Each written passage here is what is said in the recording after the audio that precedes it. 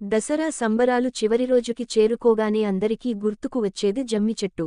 దసరా సాయంత్రం వేళ జమ్మి చెట్టు, ఆ చెట్టు ఆకులను బంగారంగా భావిస్తూ పెద్దల చేతిలో పెట్టి ఆశీస్సులు తీసుకుంటారు. చెట్లని దైవంగా పూజించి కొలుచుకోవడం హైందవ సంస్కృతిలో తరచూ కనిపించేదే. కాని ఈ దసరా రోజుకీ జమ్మి చెట్టుకీ మధ్య అనుబంధం ఏమిటి అన్న ప్రశ్నకు చాలా సమాధానాలే కనిపిస్తాయి. కాస్త జమ్మి గురించి.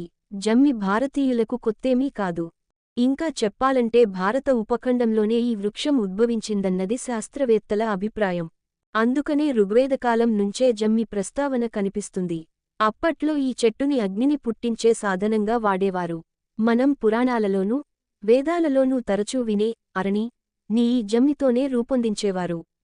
జమ్మి ఎలాంటి ప్రాంతాలలో అయినా త్వరత్వరగా పెరిగేస్తుంది. నీటి లభ్యత పెద్దగా లేకున్నా కూడా సుదీర్ఘకాలం బతికేస్తుంది.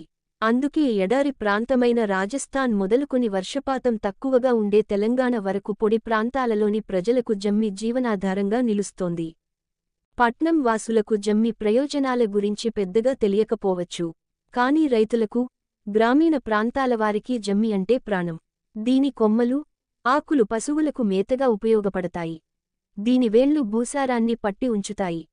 ఈ చెట్టులోని ప్రతిభాగాన్ని నాటువైద్యంలో ఔషధాలుగా వాడతారు.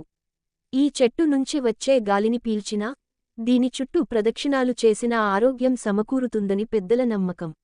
అందుకే వినాయక చవితినాడు పూజించే ఏకవింశతి పత్రాలలో సమీపత్రాన్ని కూడా చేర్చారు. దసరా, జమ్మి చెట్టు. ఏడాదిపాటు అజ్ఞానవాసానికి బయల్దేరిన పాండవులు విజయదశమి రోజునే తమ ఆయుధాలను జమ్మి చెట్టు మీద దాచి వెళ్లారట. తిరిగి అదే విజయదశమినాడు వారు జమ్మి చెట్టు రూపంలో ఉన్న అపరాజితా దేవిని పూజించి తమ ఆయుధాలను తీసుకున్నారు. అలా పాండవులకు అపరాజితా దేవి ఆశీస్సులు ఉండబట్టే వారు యుద్ధంలో గెలిచారని నమ్ముతారు. కేవలం పాండవులే కాదు, రామునికి సైతం జమ్మిచెట్టు ప్రీతికరమైనది చెబుతారు రామస్య ప్రియదర్శని. పైగా జమ్మిచెట్టుని స్త్రీస్వరూపంగా, శక్తిగా భావిస్తారు.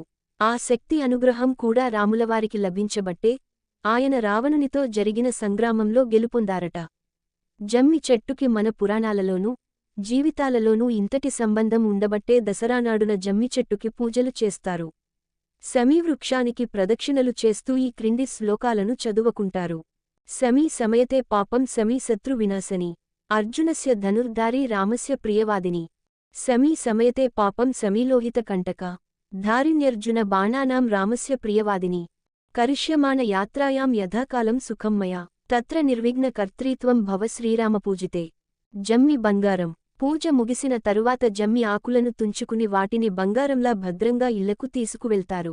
ఆ ఆకులను తమ పెద్దల చేతిలో ఉంచి వారి ఆశీర్వాదాన్ని తీసుకుంటారు. జమ్మి ఆకులకు ఉన్న ఆధ్యాత్మిక ప్రాధాన్యత రీత్యా అవి బంగారంతో సమానం అనడంలో ఏమాత్రం సందేహం లేదు. పైగా కుబేరుడు ఒకనాడు రఘుమహారాజుకి భయపడి జమ్మిచెట్లున్న తావున బంగారాన్ని కురిపించాడనే గాథ ఎలాగూ ప్రచారంలో ఉంది. అలాంటి జమ్మి ఆకులను శుభంగా భావించి జమ్మి కొట్టేందుకు రాలేకపోయిన పెద్దల చేతిలో ఉంచుతారు. జమ్మిని పూజించడం అంటే జీవితంలో సకల విజయాలను సాధించాలని కోరుకోవడమే. పిల్లల మనసులోని ఈ విజయకాంక్షను గ్రహించిన పెద్దలు వారి మనోకామన నెరవేరాలని తమ దీవెనలను కూడా జతచేస్తారు. పాలపిట్ట. దసరా రోజున పాలపిట్టను కూడా చూడాలన్న నియమం ఒకటి ఉంది. పాండవులు తమ ఆయుధాలను జమ్మిచెట్టు మీద నుంచి తీసుకుని తిరిగి తమ రాజ్యానికి చేరుకుంటుండగా వారికి పాలపిట్ట కనిపించిందని. అప్పటినుంచి వారికి సకల విజయాలు సిద్ధించాయని ఒక నమ్మకం. అందుకనే విజయానికి శుభసూచకంగా పాలపిట్టను దర్శించే ఆనవాయితీ బయల్దేరింది. కొసమెరుపు జమ్మిచెట్టుకి ఉన్న ప్రాముఖ్యతను గుర్తిస్తూ యునైటెడ్ అరబ్ ఎమిరేట్స్ భూసారాన్ని పెంచేందుకు ప్రతి ఇంట్లోనూ ఒక జమ్మిచెట్టుని నాటమని సూచిస్తోంది. కాని మన దగ్గర మాత్రం ఉన్న కాసిని జమ్మి చెట్లు నాశనం అయిపోతున్నాయి. ఇప్పటి పిల్లలైతే జమ్మి చెట్టుని గుర్తిస్తారో లేదో కూడా అనుమానమే. ఇక పాలపిట్ట సంగతి చెప్పనే అక్కర్లేదు.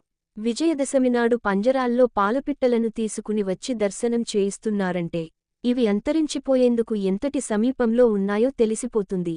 జమ్మి చెట్టు, పాలపిట్ట తిరిగి మన జీవితాలలో భాగమైనప్పుడే అసలైన విజయదశమి.